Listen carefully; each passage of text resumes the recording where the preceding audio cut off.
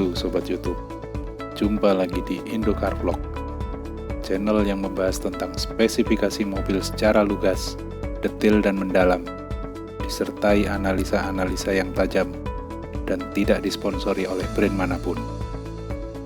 Pada kesempatan kali ini, kami ingin menyuguhkan review mengenai Corolla Cross, sebuah SUV crossover baru yang diproduksi di Thailand dan dipasarkan oleh pihak Toyota Astra Motor atau TAM.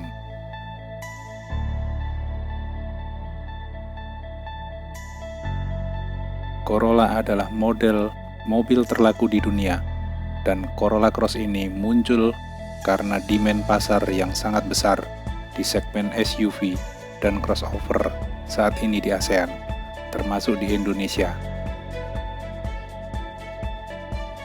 Corolla Cross menyediakan dua tipe mesin, yaitu mesin bensin biasa dan mesin hybrid, menggunakan platform TNGA atau Toyota New Global Architecture, yang merupakan jawaban Toyota akan strategi Volkswagen MQB atau Modular Querbagger Custom, yang bahasa Inggrisnya berarti Modular Transverse Matrix, merupakan standarisasi platform frame dan engine secara global, sehingga akan memangkas biaya development dan produksi secara keseluruhan.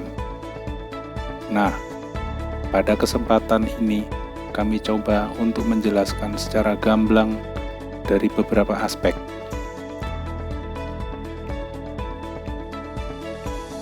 Pertama, eksterior.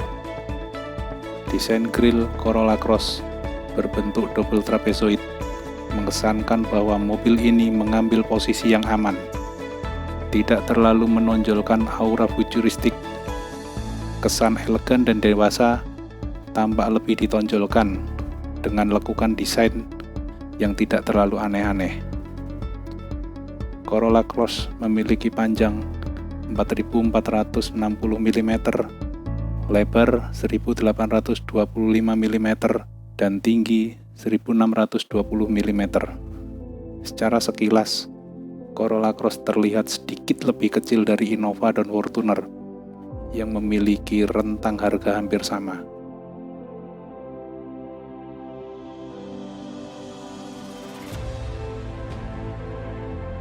Corolla Cross ini memakai platform TNGA untuk kelas C, yaitu platform TNGA untuk mobil subcompact atau segmen sekelas Corolla sedan, sehingga menggunakan mesin dan wheelbase yang mirip dengan Corolla Hybrid, CHR Hybrid, dan Prius Hybrid.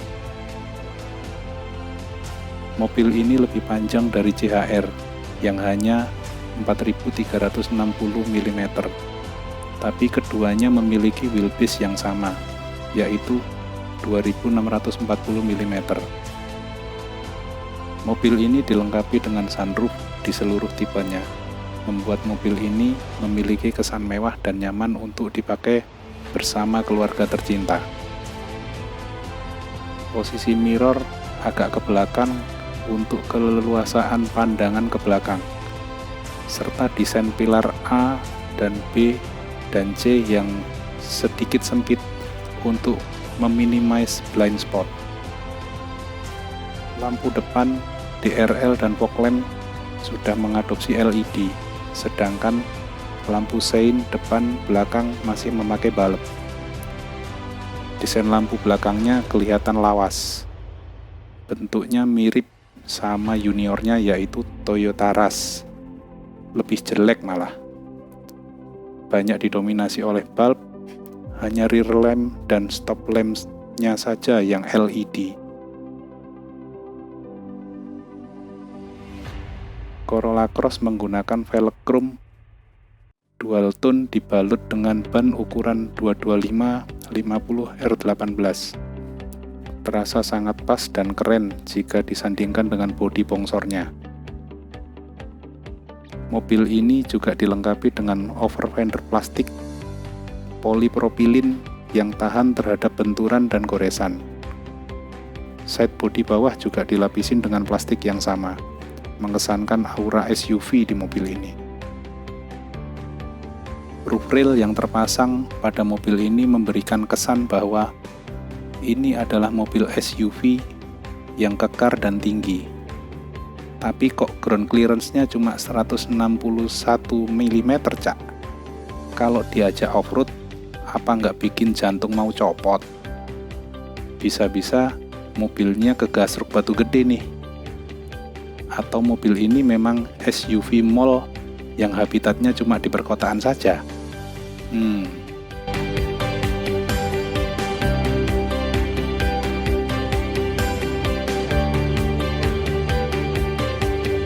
Dua, interior.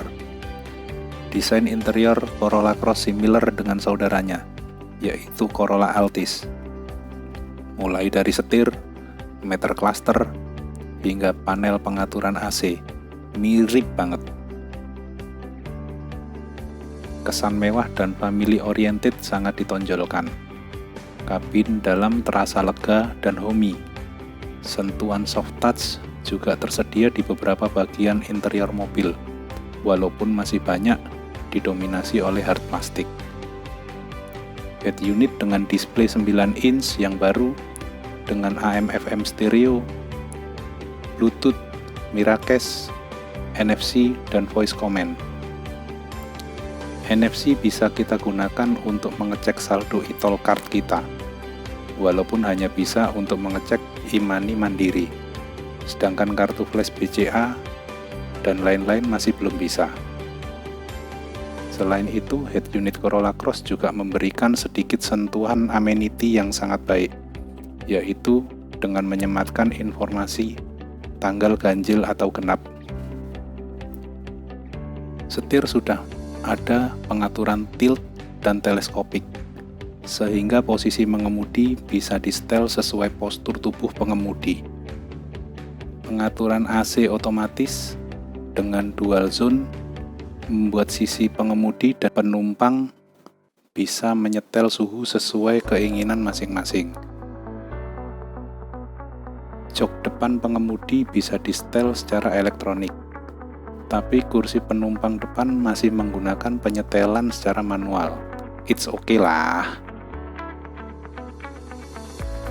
Untuk kursi belakang bersifat fix, hanya bisa direbahkan, tapi tidak bisa dimaju mundurkan, seperti standar mobil Turo pada umumnya. Tuas handbrake berada di bawah, sehingga mungkin lebih tepat disebut kick brake, seperti yang ada di Honda Freed, Toyota Sienta, dan Toyota Camry. Nice.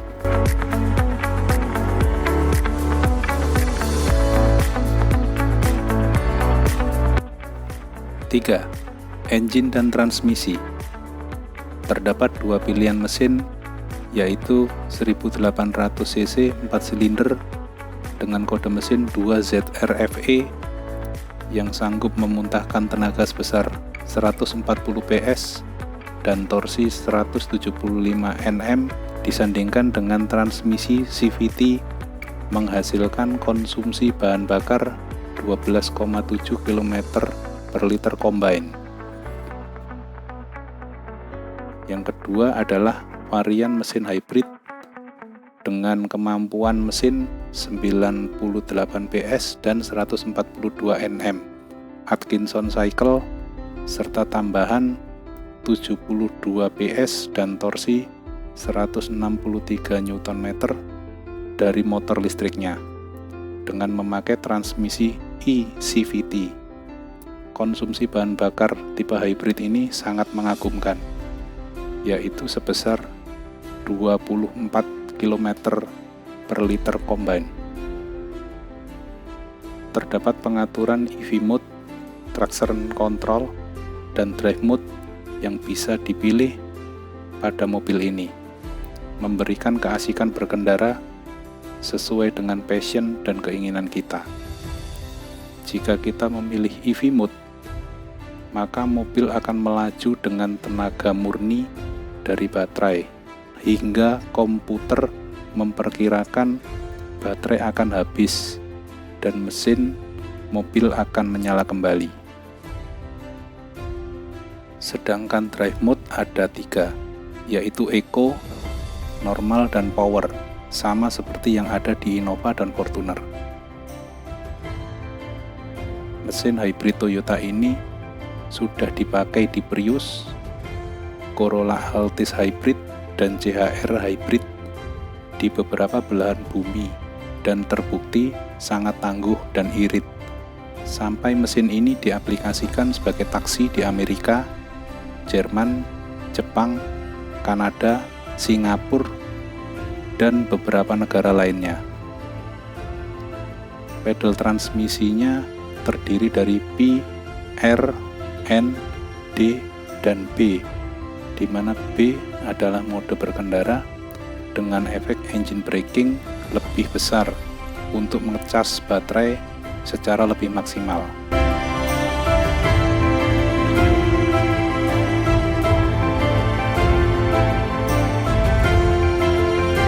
4.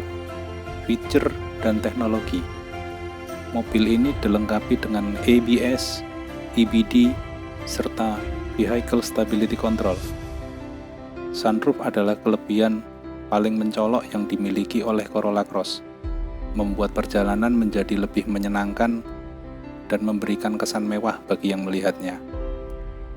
Corolla Cross menggunakan teknologi Toyota Hybrid System generasi kedua atau THS2 yang bisa mengoptimalkan output motor dan meningkatkan efisiensi bahan bakar. Ketika mesinnya menyala, maka akan menggerakkan roda depan sekaligus mengecas baterai. Corolla Cross juga memberikan pengalaman mengemudi yang lebih smooth namun bertenaga di semua kondisi jalan. Mobil ini dilengkapi dengan fitur power backdoor dan foot sensor di pintu belakang, sehingga memudahkan kita untuk membuka pintu ketika kita membawa barang belanjaan di kedua tangan. Terdapat 4 titik parking sensor pada mobil ini, membuat kita lebih mudah untuk melakukan manuver saat parkir mundur di jalan atau di lorong yang sempit.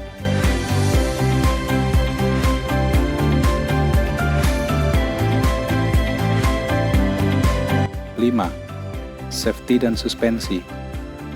Corolla Cross menggunakan sasis monokok sehingga lebih lentur dan fleksibel dibandingkan mobil yang menganut sasis leather frame, menegaskan bahwa asal-usulnya memang sebuah sedan.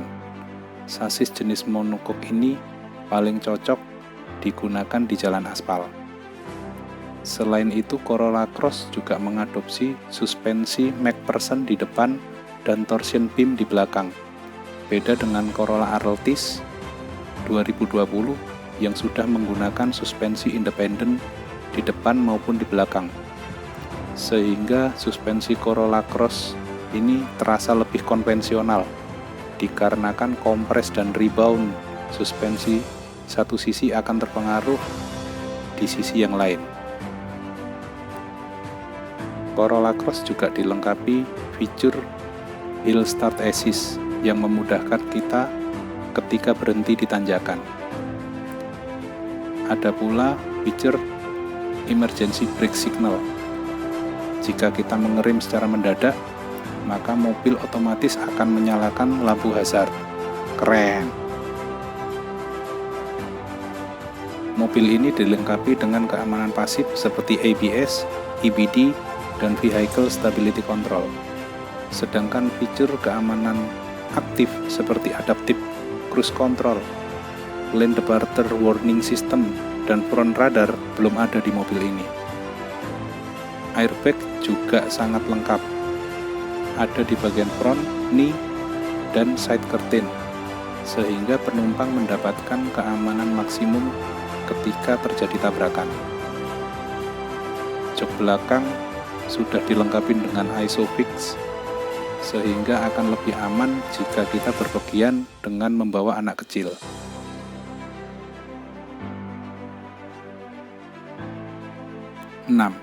Kesimpulan.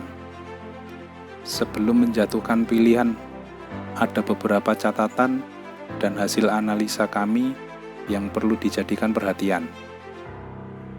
Pertama, suara klaksonnya ndeso banget, mirip angkot doyong, gak cocok sama teknologi yang tersemat di dalamnya.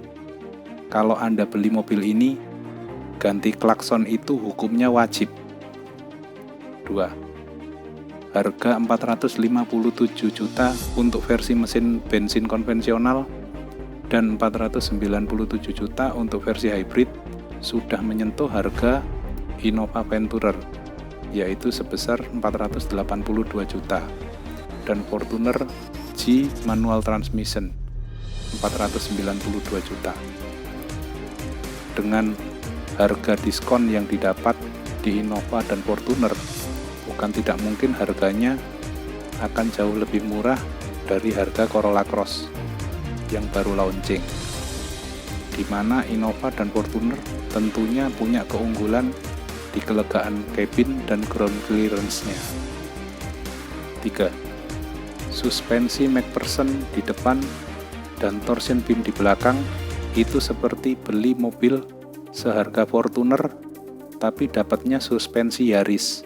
Jomplang banget, Cak. Kalau ingin mengejar kenyamanan, ya mending beli Innova yang jauh lebih murah dengan harga mulai 330 jutaan. Tapi dapat suspensi depan double wishbone dan suspensi belakang tipe rigid 4-link dengan lateral road. 4. Seperti Honda CR-V, Mazda CX-5 dan Nissan X-Trail, Corolla Cross menggunakan sasis monocoque, di mana karakter sasis ini sangat baik dalam meredam getaran-getaran kecil di aspal. Tapi untuk kondisi medan berat, sasis jenis ini rawan sekali untuk terjadi twist atau melintir.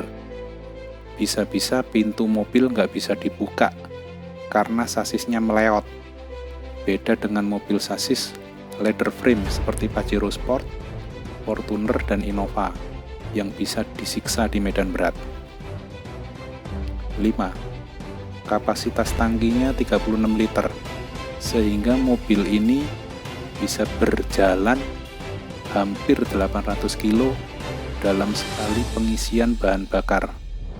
Jakarta-Surabaya gak perlu ngisi bensin, Cak. Edian tenan. 6. Baru datang ke Indonesia, Corolla Cross langsung dapat perlawanan sengit dari Nissan Kicks, mobil hybrid dengan metode yang berbeda dari Corolla Cross.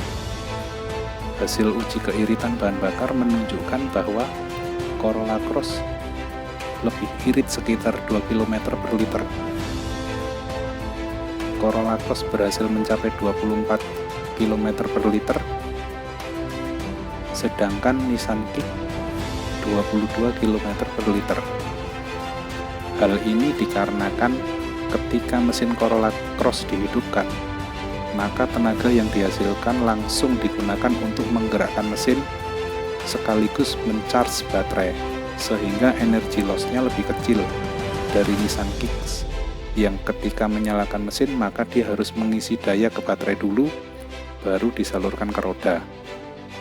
Jelas energi loss-nya lebih besar, meskipun kubikasi mesin Nissan Kicks lebih kecil, yaitu hanya 1200 cc dibanding Corolla Cross yang 1800 cc. Hal ini membuktikan bahwa untuk urusan irit-iritan, Toyota memang jempolan. 7. Jika Anda lebih mementingkan akomodasi kendaraan dan tidak terlalu mementingkan kemewahan ataupun pride dari sebuah mobil, maka akan lebih tepat jika Anda memilih Mitsubishi Xpander Cross atau Toyota Rush yang memiliki dimensi hampir sama dengan harga hampir separuh dari Corolla Cross, yaitu sekitar 230 jutaan sampai 260 juta. Sebagai informasi, Xpander saat ini adalah salah satu model baru yang dikeluarkan oleh Mitsubishi yang mendapat sambutan yang sangat baik di pasar Indonesia dikarenakan performance dan tampilan yang sangat baik dengan berbekal nama besar Mitsubishi. kesimpulan akhir dari video ini adalah kebesaran nama Toyota dan pengalaman puluhan tahun dalam membuat mesin hybrid jelas adalah sebuah jaminan bahwa Anda akan mendapatkan sebuah mobil yang irit, reliable, tangguh, dan memiliki value for money yang sangat baik, sehingga memberikan ketenangan bagi siapapun yang memilikinya.